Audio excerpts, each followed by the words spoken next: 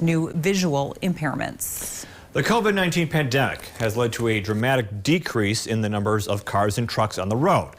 But that doesn't necessarily mean they're safer. Here's KX News reporter Robert Suhr. During the pandemic, we took cars off the roads, but we did not reap the safety benefits we should have experienced. Instead, for every mile driven, our roads became deadlier, even though they were much emptier. As the coronavirus pandemic swept over the nation and people sheltered in their homes, fewer and fewer vehicles are traveling our nation's highways and byways. But for many people who are hitting the roads, it seems as though they are throwing caution to the wind with deadly results. A 12% jump in the death rate in March and an unprecedented 34% increase in the rate of death in April. And this is with miles driven dropping 40% in April. It seems dangerous driving is skyrocketing as people feel they can push the limits with fewer cars on the roads.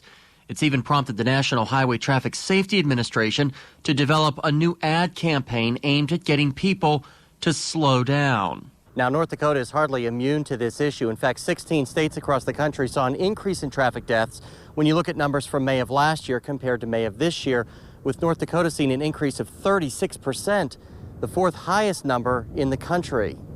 I visited with Sergeant Wade Cattermas of the North Dakota Highway Patrol. He tells me they pulled over quite a few drivers testing the limits of the law. From middle of April to middle of May, we did see about a 38% increase in speeding citations that were issued to drivers going 11 or more mile an hour over the speed limit.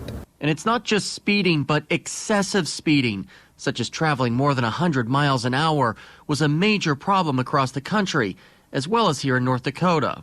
We have seen several speeds over 100 miles an hour here recently. And actually, in the Fargo area, there were some troopers within a 6.5-hour period. They stopped one driver 4 times for 4 different speeds. The message is simple. If you want to keep your license or simply arrive alive to your next destination, don't have so much of a lead foot. Reporting for KX News in Bismarck, I'm Robert Suhr. There is some good news for the state as year-to-date fatalities are down from last year by a 60-53 margin. Earlier this year, we told you about the